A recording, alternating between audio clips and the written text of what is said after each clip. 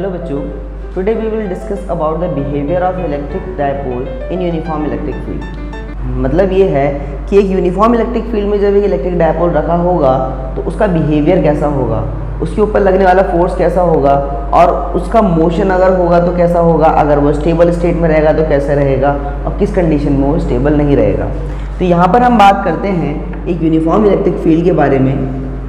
These equidistant and parallel lines indicates that there is a uniform electric field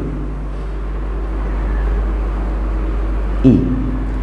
तो इस uniform electric field में अगर हम एक इलेक्ट्रिक डायपोल रख देते हैं तो उसके ऊपर लगने वाला फोर्स किस तरीके का होगा।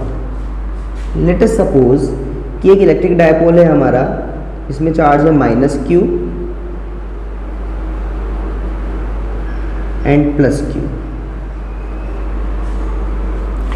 तो अगर डायपोल हमारा इस स्टेट में होगा तो क्या ये स्टेट इसकी इक्विलिब्रियम स्टेट कहलाएगी। इक्विलिब्रियम मीन्स कि ये इसकी स्टेबल स्टेट है या नहीं, या हमने इलेक्ट्रिक डायपोल को यूनिफॉर्म इलेक्ट्रिक फील्ड में इस तरीके से रखा है जहाँ ये -q और ये +q है, या हम इसको इन्वर्टेड करके रखते हैं, मतलब +q चार्ज इधर और -q चार्ज इधर। तो इन तीनों स्टेट्स में कौन सी स्टेट हमारी स्टेबल होगी और कौन सी स्टेट हमारी अनस्टेबल होगी। तो यहाँ हम बात करते हैं because we already know that from positive charge the electric field lines are going perpendicularly outward direction, while for negative charge electric field lines are coming perpendicularly inward direction. In this figure we see that the electric field lines are going from there to there, from left to right. Left से right अगर जा रही है इसका मतलब क्या है कि इनका जो ओरिजिनेटेड सोर्स होगा, मतलब जहाँ से इलेक्ट्रिक फील्ड लाइंस निकल रही है वहाँ कहीं ना कहीं प्लस चार्ज होगा, और जहाँ ये जा रही है वहाँ हो सकता है कि वहाँ माइनस चार्ज हो। दैट्स मीन इधर क्या होगा, पॉजिटिव चार्ज और इधर negative charge. As we know that the like charges always repel each other but the unlike charges attract each other.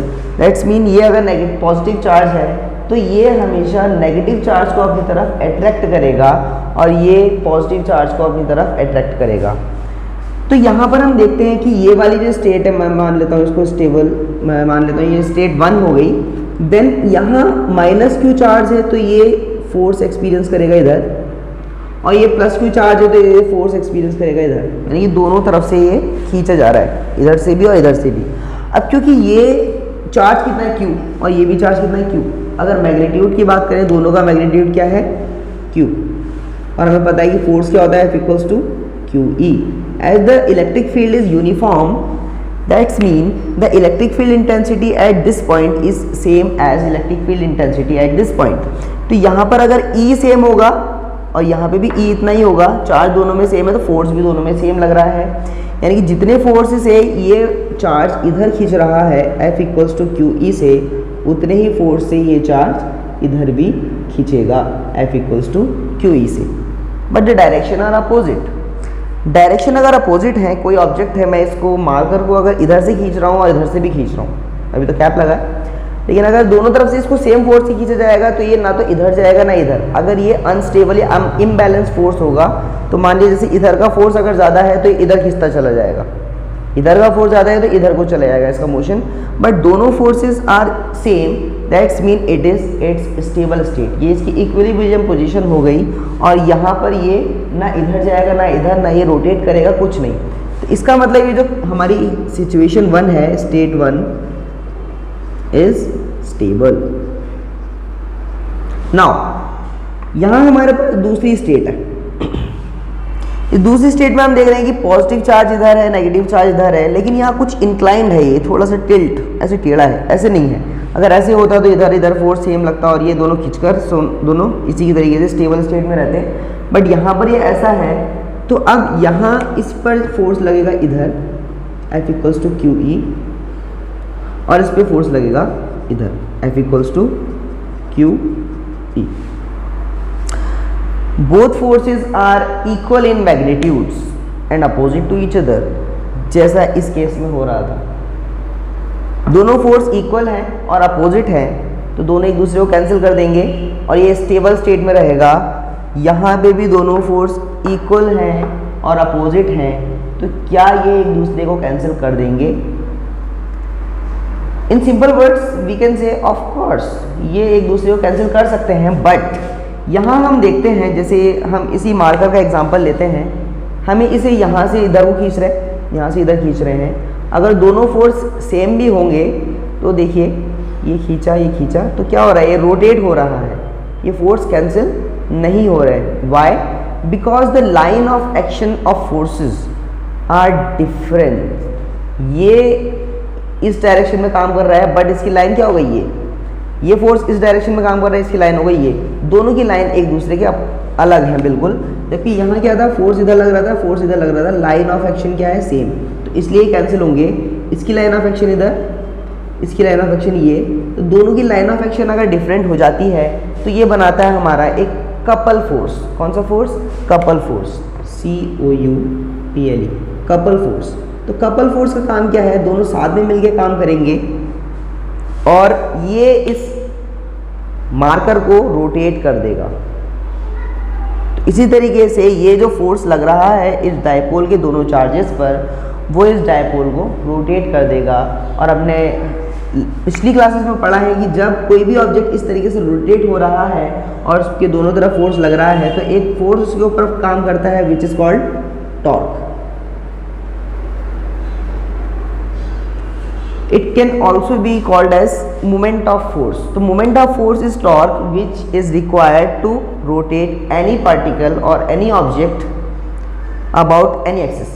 तो यहाँ पर क्या है कि ये जो कपल फोर्स लग रहा है इसको रोटेट करेगा तो इसमें टॉर्क एक्सपीरियंस करेगा हमारा dipole.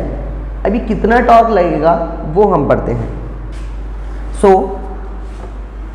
in this chapter our new topic is torque experienced by electric dipole in uniform electric field.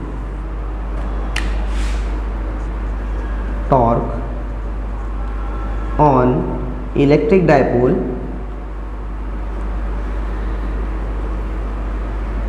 in uniform electric field.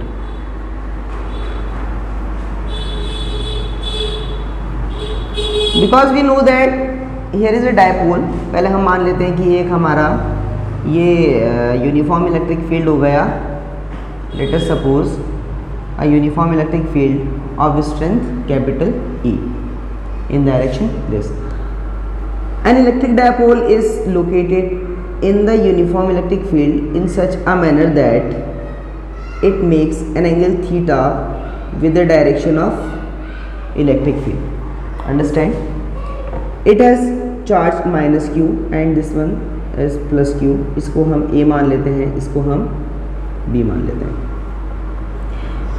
अब डायपोल की लेंथ 2l जो हम कॉमनली लेते ही हैं। अब इसका डायपोल मोमेंट क्या होगा? Dipole moment p equals to q into 2l। तो डायपोल मोमेंट इस डायपोल का हो गया p equals to q into 2l, किसी एक चार्ज का magnitude into length of dipole. इस तरीके से आप देखिए, जैसे मैंने अभी बताया था आपको कि इसमें फोर्स लगेगा इस डायरेक्शन में F इक्वल्स टू QE और यहाँ भी फोर्स लगेगा F equals to QE। Then force experience by either charge in uniform electric field is F equals to QE। अब क्योंकि दोनों चार्जेस सेम हैं, इलेक्ट्रिक फील्ड की इंटेंसिटी सेम है, तो फोर्स भी सेम होंगे। Then F equals to QE and F equals to QE at both points, that is FA equals to QE and FB is also equals to QE। When we talk about the torque experienced by the electric dipole, torque experienced by electric dipole, तो यहां क्या होगा? Torque equals to क्या होता है? दोनों में से कोई भी एक फोर्स ले लेंगे, जबकि दोनों सेम ही है। फोर्स इनटू परपेंडिकुलर डिस्टेंस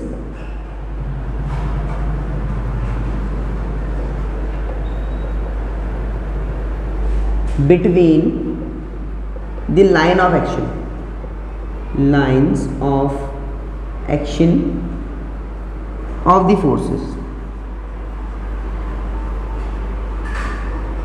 तो दोनों फोर्सेस के बीच की जो लाइन ऑफ डिस्टेंस है उनके बीच की जो परपेंडिकुलर डिस्टेंस होगी यहाँ पे वो रखी जाएगी। जैसे हम कह देते हैं ना 11th में torque equals to force into D, F into D. तो डी क्या होता है, जो लाइन ऑफ एक्शंस हैं फोर्स की उनके बीच की परपेंडिकुलर डिस्टेंस। यहाँ पर देखते हैं हम, इसको हम ऐसे बना लेते हैं, इसको हम ऐसे बना लेते हैं। तो अगर ये एंगल हमारा थीटा होगा then this is called the perpendicular distance between the line of action. और ये क्या होगी, ट्रिग्नोमेट्री से हमें पता है कि sine theta equals to perpendicular upon hypotenuse. तो परपेंडिकुलर यहाँ क्या है, अगर थीटा ये है तो परपेंडिकुलर हमारा हो गया ये, और हाइपोटेन्यूज हो गया हमारा 2l। तो ये डिस्टेंस क्या होगी यहाँ से, p equals to h into sine theta. तो p equals to h into sine theta, यानी कि जो लेंथ है हमारी ये हो जाएगा h हाइपोटेन्यूज यानी कि 2l इंटू साइन थीटा। तो ये यहाँ पे क्या आ जाएगा, force that is F into 2l sine theta. तो F into 2l sine theta, as we know that F is QE, then tau equals to QE into 2l sine theta. यहाँ हम एक काम करते हैं, इसको Q इंटू 2l अलग कर लेते हैं, E अलग कर लेते हैं, साइन थीटा अलग कर लेते हैं। As we know that Q into 2l is the quantity which is known as P. Then tau equals to P E sin theta. It is the torque experienced by electric dipole in uniform electric field. In vector form, we can write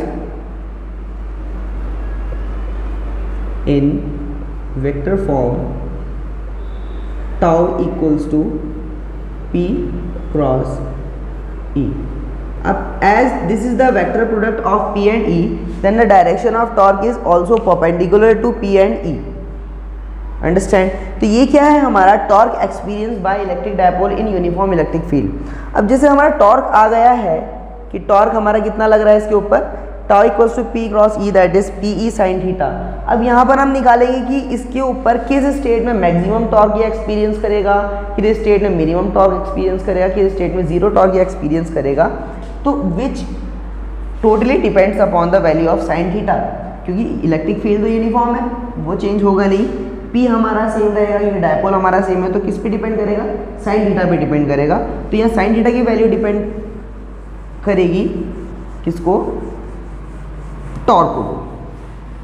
then as maximum value of sine theta equals to 1, then tau max equals to P sine theta था ना, P E sine theta. Then if sine theta is 1 then P E into 1 that is P E. तो tau max कितना हो जाएगा, P E. अब किस angle पर हो रहा है, as sine theta is 1 then sine theta अगर 1 होगा तो theta equals to 90 degree. That's mean when dipole is perpendicular to the electric field then torque is maximum. In same manner, अब क्योंकि यहाँ पर जो हमारा टाउ है ये वेक्टर क्वांटिटी है, अब माइनस में हो या प्लस में हो, जैसे अगर हम माइनस की बात करें कि साइन थीटा की मिनिमम वैल्यू -1 होती है और -1 कहाँ मिलेगा, हमें 270 डिग्री पे मिलेगा।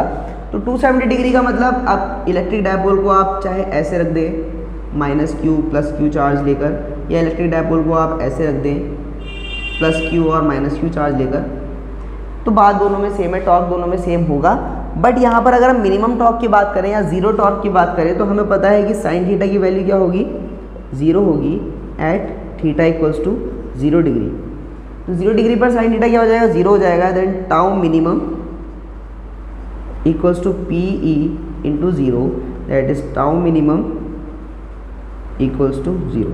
टाउ मिनिमम 0 कब है, जब ये एंगल कितना बना रहा होगा इलेक्ट्रिक फील्ड से, 0 डिग्री। जैसा कि अभी बताया था कि जब ये इलेक्ट्रिक फील्ड की डायरेक्शन में अलाइन होगा इलेक्ट्रिक फील्ड और इसके बीच का एंगल कितना होगा, 0 डिग्री का एंगल होगा, तो ये इसकी स्टेबल स्टेट कहलाएगी।